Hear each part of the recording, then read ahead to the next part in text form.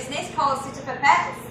I started this about 14 years ago, and it is basically house sitting. That's the main service, is where we come and stay in your home and look after the house, everything, pets, it doesn't matter what you've got, we look after everything.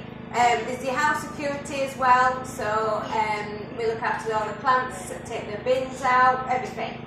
And then we can do home boarding, where you drop your pet off at my home boarder, and we do dog walking and pop-ins, checking on cats and anything. Mainly those pop-ins are for caged animals or cats. The dogs are a bit more needed. So how I started this, a lot of people, when I go on pet meets, before I take a booking, they always say, well, how did you get into doing this? And it was by accident. I had a car accident 14 years ago, and I badly tore my hip, and I was off work for 7 years. And before that, I had a job. I worked for Gibson Booth in Barnsley, so I was born in Barnsley, everybody, so if my accent starts changing, it's because of that. So I worked for Gibson Booth in Barnsley doing insolvency work. I was there for quite a while, and then this is when I was on my way to work and I had the car accident. Like I say, I was off for a long time because they didn't know what was wrong with me, so I had operations and tests and scans, lots of pain relief. And then I finally found someone, a consultant in London, that said that I've got to tear my hip and he can fix it. And he did. And I came home and I was on crutches. Stuck at mum and dad's house, which I'm sure they're a bit pleased about. And out of the blue, my cousin rang me up and said, I know you're stuck at home, can't do anything. Would you mind just sitting in my house for 2 weeks? She got a couple of dogs, 3 cats. I didn't need to do anything, just open the patio door, let them out, keep her house clean. Her fridge was full of chocolate, everything. TV worked. So my dad kindly helped me and dropped me off there, and I was there for 2 weeks. And I thought, this is great. I have a house to myself. Watched movies all the time, looked after the dogs and cats, obviously.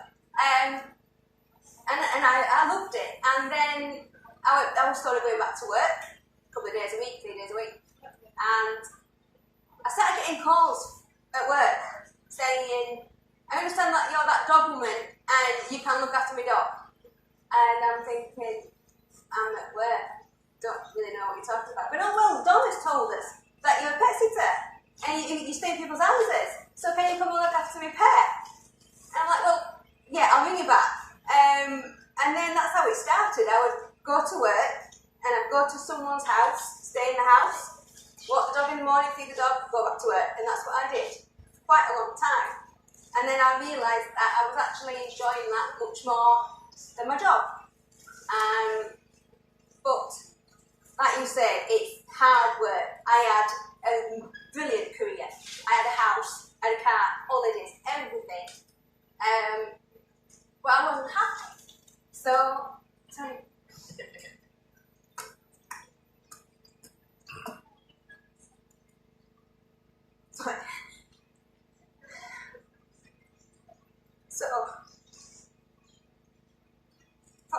I can stay at work and do what you're supposed to do and retire and everything, but I thought I can take risks. I can risk my house and everything and do what I love. So I thought to myself, I know I'm going to ask my boss for 12 months off, knowing that he'd say no, and give me 6 months off. So I thought, right, this is it.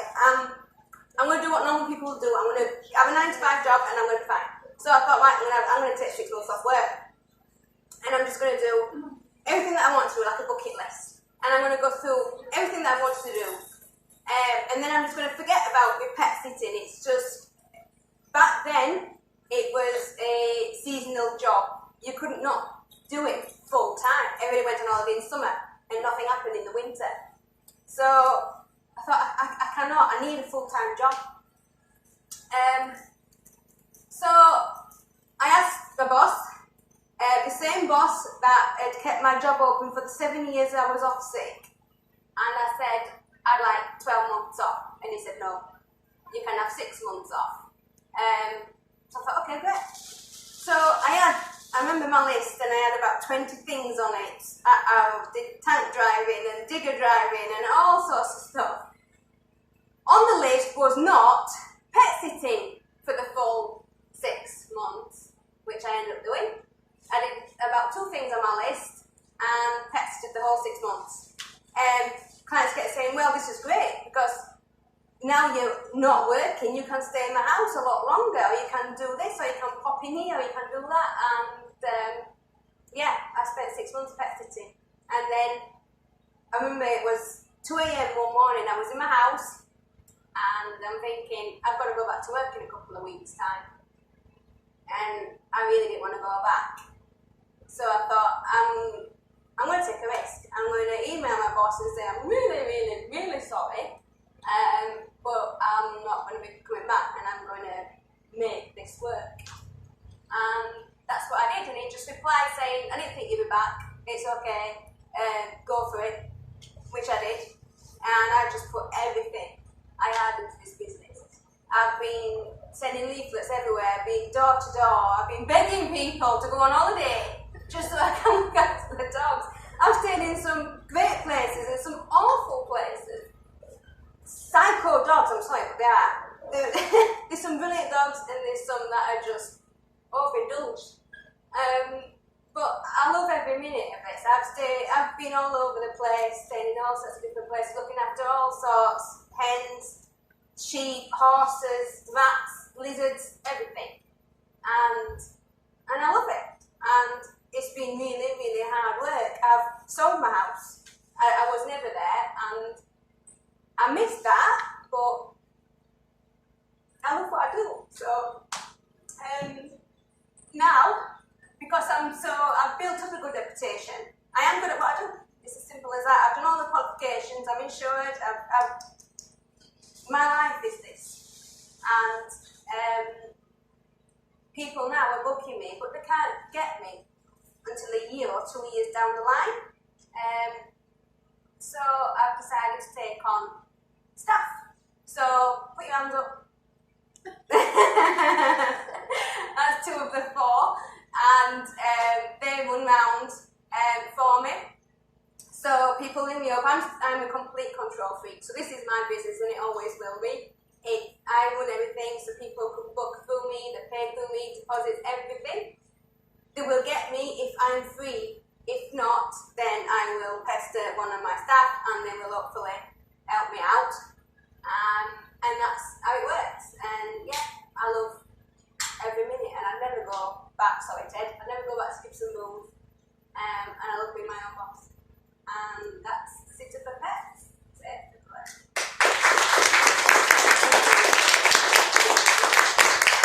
Any other questions? Yes. Where do you live? I have a bag rabbit. And you fill your whole year in other people's houses? Yes. I work all the time. People say to me, I have a nice weekend. And I'm like, what's a weekend? If someone books me for 2 weeks, I can't say, I'm sorry, love, but you know that Saturday and Sunday in between, I'll not be there because I don't work. I have to work. It's just someone will book me for a week, and then the day after, someone will book me for a fortnight. So, yeah, I sold my house, and Mum and Dad, they are happy. They're there. I do all my stuff as in a bedroom at their house. So, I basically stay somewhere for a week. I go to Mum and Dad's and I'll empty all my bags, wash everything, put it all back and go again. And I live out of the boot of my car. And I'm just on the road all the time. No married, no kids, none of that. Can't catch me. I just drive around all over the place. I'll do Barnsley, Wakefield, Sheffield, Huddersfield. Doesn't matter as long as the car gets me there. And then I'll look after anything. Done it all before, seen it all before. It's a big thing to people that, don't know me, and they're thinking, well, I'm leaving you my house and my beloved pets and everything, and it's a massive thing. But as long as you get there, this is why I have a pet meet, and we meet each other. So not only like they're interviewing me, I've got to make sure that I feel safe at that house or I feel safe with that dog. So it is a two-way thing. And because I'm cheeky, you get a banter with people and they feel comfortable with you, and I know what I'm doing, and that's it. But yeah, I live out of the thought of my heart. Yeah, from my oddness. But yeah, I love it. I'm working all the time. Bank holidays, Christmas, New Year. So yeah. Anybody else? Yeah. One thing that you said there, yes, is the passion comes out. You feel passionate about it, and that's the key. Yeah. Yeah. But also, I think what you said was she debate, right? Yeah. And man will take, I think that's the thing. Probably a bit on that more, how the kids that dish that, I must do it.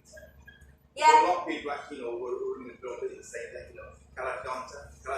Yeah, it's a big thing.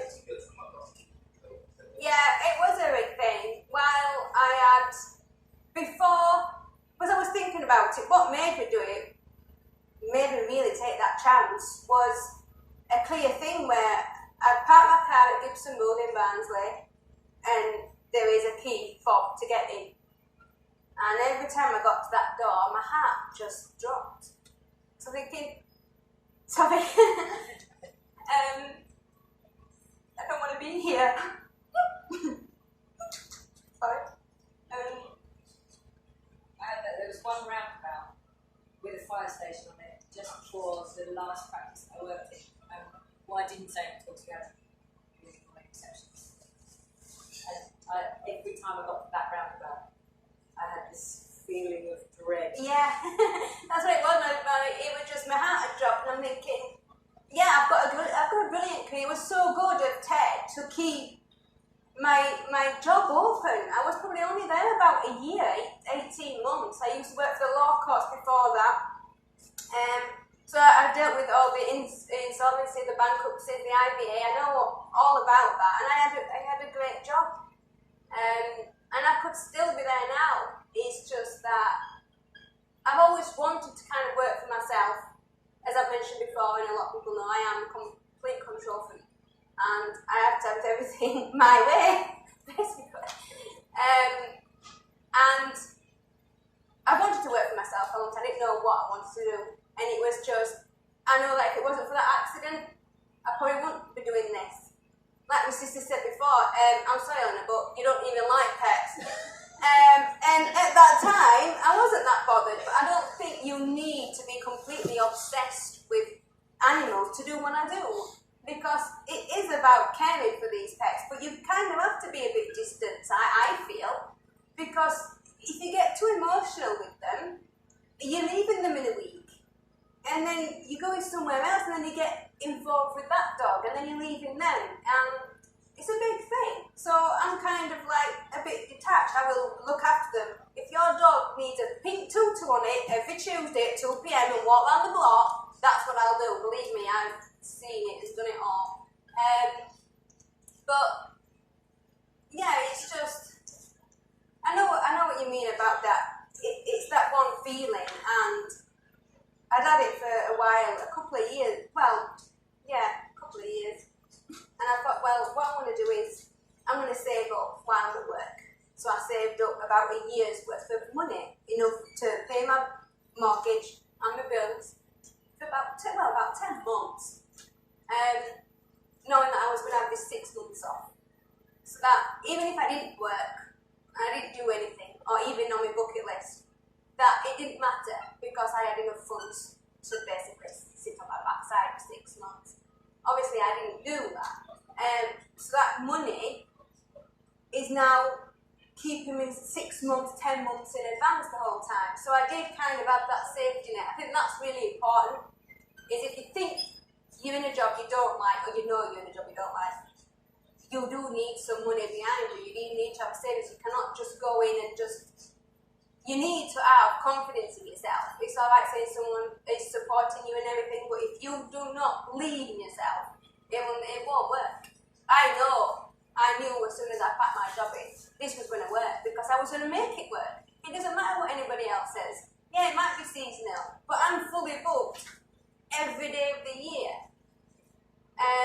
And it's through knowing you're good at what you do and believing in yourself and working really, really hard.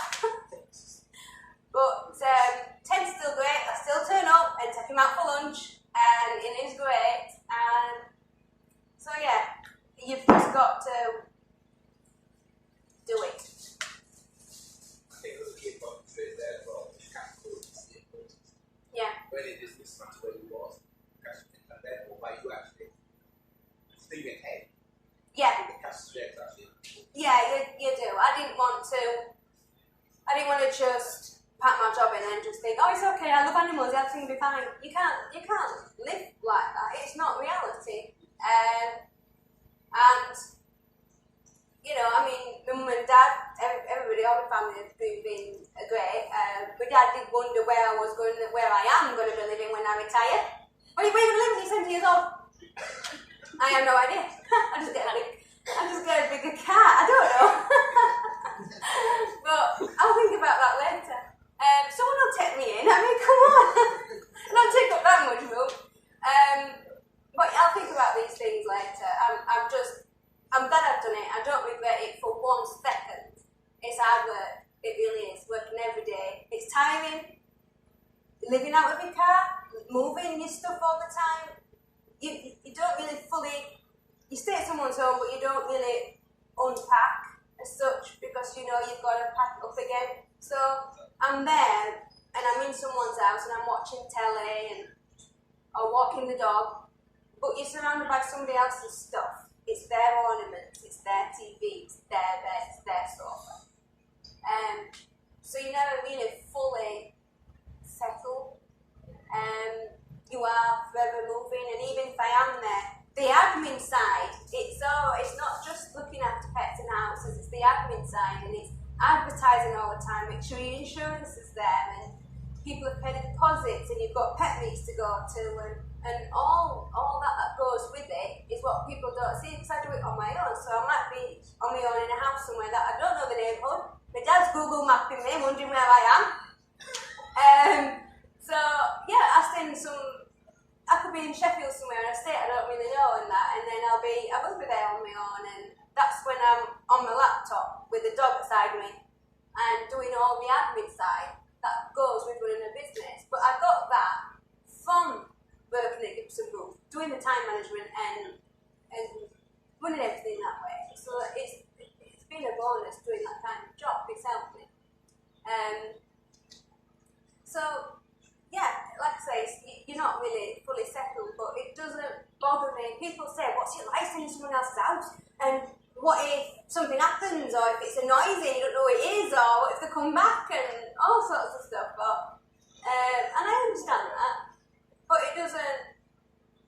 I will deal with things as they come up, and I'll fix it then, rather than worrying about it. I am aware of stuff, you know, I've got to be careful. I'm a woman on my own, staying in someone's house. I am aware of it all, and I'll do what I can to make myself safe. My mum and dad have got access to my Outlook calendar. Whenever they decide or want to look at it, they know exactly where I am. But that's it. I don't want anybody else knowing. I'm perfectly fine that no one knows where I am on this planet. I'm happy about that. But yeah, like I say, it's a lot of work, but I wouldn't change it for a lot. You've obviously had a business over 10 years. Would you say your business has changed? So obviously when you was out of business, you keep changing things to make competitive odds and meet new customers.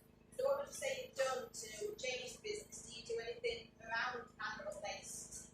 Like whether it's or something to do with like I say, it started off as pet sitting, and then, like I say, if I'm at someone's house and I've got my laptop or I've got a TV, sorry, I really like sci-fi novels, so if the TV's on, there's another movie on, and then while that's on, I can do my studying, so I can do online courses. So I've done courses in dog grooming, dog psychology, quite a lot in animal behaviour. Attended quite a few courses on that. and done a lot of the pet nutrition as well and cat behaviour. So the courses that I can do online, I will do while I'm working. So in effect, I'm getting paid to study, and then once I've done these courses, I can then help people and say, so, I'm sorry, but a lot of dogs now, they are overweight because they're fed a lot of human food. They're great at begging. And there are quite a few of them that I look after are overweight. So I can sometimes say to people, you might be better feeding your dog this or something, or I can say, look, based on this information and how much you walk it and the size of it or something, I can just give guidelines really, and it's up to them whether they listen to me or not. But these courses then help me do my job better. So I am aware when I go to the pet meet, I know what the dog is basically saying to me, or the cat, and I can change my behaviour to fit around them. A lot of people say, have you been bit before or anything like that? You know, what if you get a dog that attacks you? I've never had that, because you have got to turn up and you are speaking to the people, the owners, but you've got to speak to the dog as well and say, I'm here to look after you, but I'm not taking any crap, sorry, but I will not have you jumping up at me or demanding food or demanding attention or anything. I will look after you, but I'm not having you pulling me on the lead or jumping into the same bed and all these kind of things. So, and they know that straight away. I don't have to speak to them. They just know from how you stand and how you walk into the house. So it's straight away they're like, oh, it's her again. Oh, I can't do so-and-so when she's here. But they're well looked after and happy and content when the owners come back. So yeah, I've done a lot of courses and they help me and they improve my business. It was a risk taking on staff. I've tried it before. It failed. This lady let me down. I had work booked in. I had to cancel it or cover it myself. And when you build up a reputation, it's so important to keep it. And I thought, if I get a bad review from all of this, all this work, which is not my fault, is gone down the swanning, basically. So it took me a good few years to try again. But I have done, and it's working great. They're brilliant, aren't they? Really? Yeah, tell yourself on the back. So yes, it's the courses really help, and I find it interesting. I love